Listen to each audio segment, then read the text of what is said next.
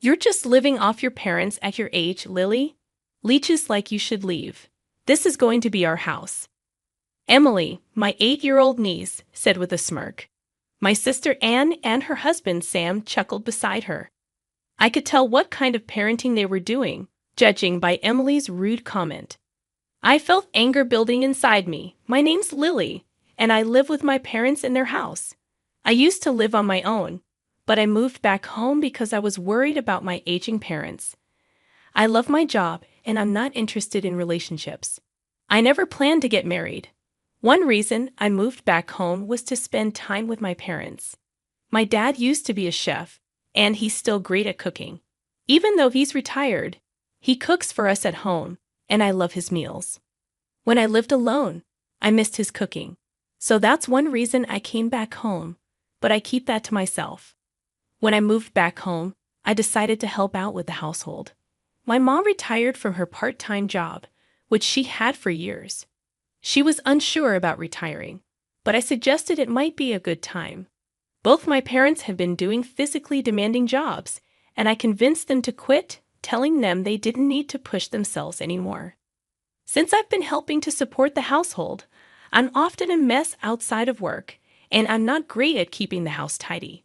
That's why I appreciate that my parents are at home to take care of chores. It's a mutually beneficial arrangement between us. But disrupting this stable setup are my sister and her family. They show up almost every week, uninvited. They drive 30 minutes to our house and expect meals. My sister justifies it by saying it saves on their food expenses, so they come every week. She's aware that raising a child costs a lot, and her husband Sam doesn't deny it. They would eat the meals my dad cooked as if it was their entitlement, then leave without cleaning up. This became their weekly routine, and even though they just came, ate, and left, I might have tolerated it without getting angry. But my sister's other behaviors were unacceptable. Every time before leaving, Anne would rummage around our house, taking things she thought could be sold on an online flea market app. So I've had to hide my accessories and important clothes in the back of my closet. On top of that, she would go through our fridge, taking food ingredients without asking us. When I pointed out that it would be a crime if she were a stranger, she dismissed me, saying, "You wouldn't understand, Lily. It's tough to keep a household running when you're married." But Anne isn't the only selfish one. Emily, who inherited her mother's traits, has become more and more like her as she grew up. "Ew, this is gross," Emily would say, making a sour face at the meal my dad made. Neither Anne nor Sam would scold her. The meal was made by my dad, who's a retired chef, and it was always something to be proud of. But Emily complained, "I can't eat this, it's disgusting. I want cake." When Sam heard that Emily wanted cake, he turned to me and asked if we had any. Even I couldn't help but frown and respond, "Huh." Sensing potential trouble, my father quickly stepped between Sam and me, apologizing, saying, "Sorry, we didn't prepare any cake. Did you not enjoy today's meal, Emily?" Emily seemed rather displeased, saying, "It's always yucky. I only want to eat sweet things. Desserts are the best. I don't want to eat Grandpa's food." Though I found it convenient and cost-saving, if Emily said so, we had no choice. "Dad, Mom, please prepare some sweets and cake for Emily next week," Sam requested. I couldn't forgive my sister, Anne, for accepting Emily's selfishness as a matter of course and bossing our parents around. However, if I spoke out now, our already shrinking parents would feel even more troubled. I pitied them and couldn't bring myself to complain that day either, as Anne's family, as always, finished looking through our house. I couldn't believe the audacity, acting that way just because it's their parents' house. It was unforgivable. Exposing my anger, my mother apologized, saying it was her fault for not having the cake ready. "I'm sorry," she said, while my father silently discarded the leftover food prepared for Emily. My heart ached at the sight of my parents' actions. I spent the following week contemplating whether I should tell Anne and her family not to visit anymore, only to have them arrive at our home yet again without any notice, as if it were a matter of course. Anne's family walked in, asking, "Is dinner ready yet?" Emily complained about the cake my mother had bought, saying, I prefer one with more strawberries. Sam changed the television channel without asking. Seeing my sister and her family doing as they pleased as usual, I was flabbergasted. When my father's cooking was ready, Anne and Sam were enjoying their meal, chatting, and even sharing a bottle of wine. Emily, dissatisfied with the cake we bought and refusing to eat a single bite of the meal, was playing a game on her smartphone, saying, "Grandpa and Grandma are really useless. I wish them to leave sooner." Suddenly, she cheerfully mentioned, "Oh right, we decided to move into this house from next week." My voice echoed with surprise, and it seemed that my parents, who hadn't heard this before, were equally shocked. Sam supplemented Anne's announcement, saying, "It's a hassle to drive here every week. Besides, if we live together, we can save even more on groceries, and we won't have to pay rent." Unable to utter a word, my parents stayed silent, and I finally objected. "Wait a minute, that's quite sudden. We don't have enough rooms, and you're planning to live here without contributing financially. That's way too presumptuous." Sam's face contorted at my words, but it was Emily, not them, who rebutted first. "Lily is an embarrassing adult who needs to move out anyway," Emily said, setting her smartphone on the table and staring at me defiantly. "What do you mean by I need to move out, Lily? Aren't you a parasite living off your parents at your age? Parasites should get out. This will be our house."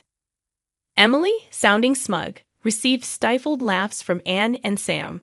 For a moment, I wondered if an 8-year-old should talk this way.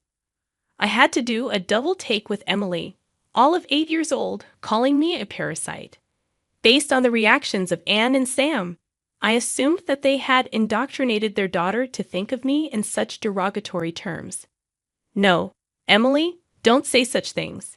It'll hurt Lily's feelings," I heard my mother say. "I don't want to live with Lily. I want her gone by next week. It's embarrassing to live with a parasite. What if my friends find out?" Emily was looking at me as if I were garbage, while Anne and Sam were chuckling beside her. I felt a surge of anger after tolerating their behavior for so long. "All right, as per your wishes, I will leave by next week. Rest assured," I responded. Anne's family seemed satisfied with my response, laughing as usual without helping clean up. My parents looked terrified at the prospect of living with Anne's family, but they were relieved when I proposed a solution. There was so much to do before Anne's family moved in. My parents helped out, and it was a great relief. The house had been tidied up, and the move was complete, just as little Emily asked. I effectively moved out of the house for them. The day arrived when Anne's family was supposed to move in. I was busy organizing myself in my new place. I missed my old house where I had lived for so many years, but the new place was nice, and I felt a sense of relief knowing that I wouldn't be irked every time Anne's family visited. While I was engrossed in cleaning and apparently trying to reach me on the phone, my phone rang again, showing numerous missed calls from Anne. I picked up. "Lily, why didn't you pick up earlier? There's a problem with our house," she cried. "Well, it's my house, actually. I've already demolished it," I said, half chuckling. "What have you done?" she screamed. I could only imagine their shock when they arrived to find the house in the midst of demolition. You see, when I had moved back to support my parents, the house was transferred to my name. It was my decision to demolish it. I figured it was better to knock it down than let Anne's family take it over. The house was old anyway, and my parents agreed with my decision. Emily's comments about me being a parasite were therefore greatly misguided. I explained all of this to Anne. "You and Emily have said a lot of wrong things about me. It's not good to educate your daughter like this. It'd be a pity if Emily turned out to be like you," I told her, my voice dripping with sarcasm. She seemed more shocked than anything else. She selfishly ran her mouth and then came to me almost in tears, asking, "What should we do? After all, we've already terminated our lease and moved out from our previous house. We're going to end up homeless." Emily's still only 8 years old. "Maybe it's good for Emily to experience hardship," I responded casually while continuing to clean. Anne started crying, saying, "How could you be so heartless?" I thought that should be my line. Who was it that repeatedly insulted me through their own words and through their daughter? I asked her. I'm sorry. I'll make Emily apologize too. Please, just for tonight. Let us stay in your new place, she begged. No can do. Both Dad and Mom are now scared to meet you. You always say negative things. Our new home is fully accessible, and they both seem to like it. Please stop interfering with our happiness, I replied, hanging up the phone mercilessly. Afterwards, Anne kept calling numerous times, but I ignored her. It seemed like she also tried to reach out to our parents, but they too ignored her calls. Eventually, the relentless calls stopped. Presumably, Anne and her family managed to find a place to stay. When I wondered where they went, my mother explained the situation to Dad and me a few days later. Apparently, Anne had been sending messages to Mom via text only. It seems she's now staying with Sam's parents. Sam's mom, Anne's mother-in-law, is a very strict woman when it comes to rules and manners. Anne disliked her and appears to be struggling living under the roof of such a stern mother-in-law. Emily, too, who used to be spoiled rotten, seems to be learning a lot from this strict mother-in-law.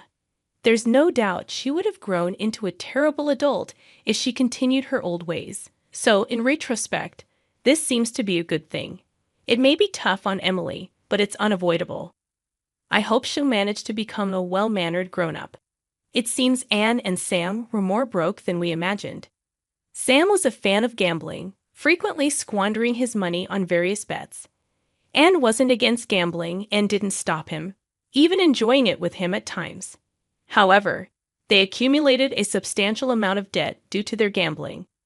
In order to repay this debt, it seems that they wanted to live with our parents. I was dumbfounded by how audacious their reason was. Sam ended up returning to his parents' house, but reportedly disappeared after a few days.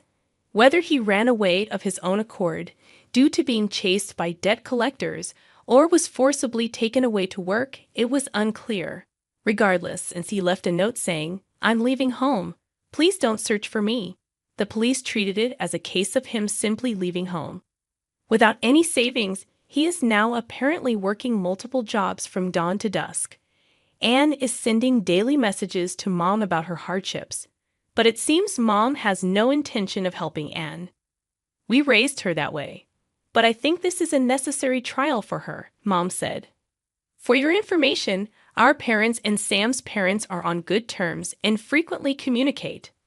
When Mom apologized to Sam's mom for the trouble caused by Anne and Emily, Sam's mom energetically responded, "Having these kids who are worth educating has added some spice to my life. I apologize for the trouble my son caused. As an apology, I'll make sure to educate my daughter-in-law and granddaughter well."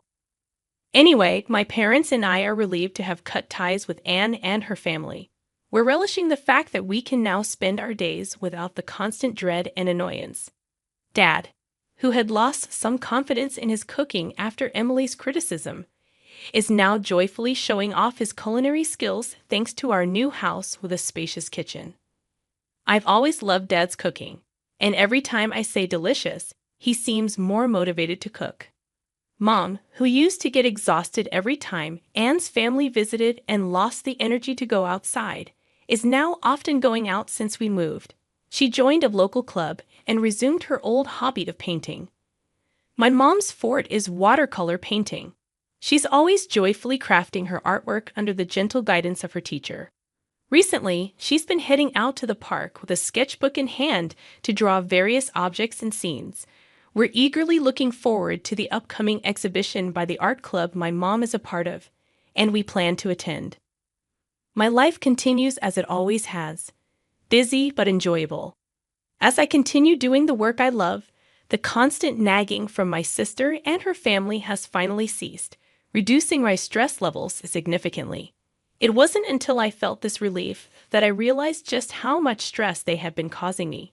It's refreshing to remember just how bright and cheerful I can be. My parents are aging, but they are enjoying their lives now, which makes me happy. Even if they eventually need care, our home is equipped with accessibility features, making caregiving easier. Lily, thanks to you, we are so happy. We truly appreciate it, My mother-in-law often says, my father echoes her sentiments with a warm smile and a heartfelt thank you. In part, my devotion to my parents was born from a desire not to have regrets when the inevitable separation comes. However, seeing them so pleased is the greatest reward. I want to continue living this slow-paced, warm life and will do what I can to ensure our daily lives remain this way.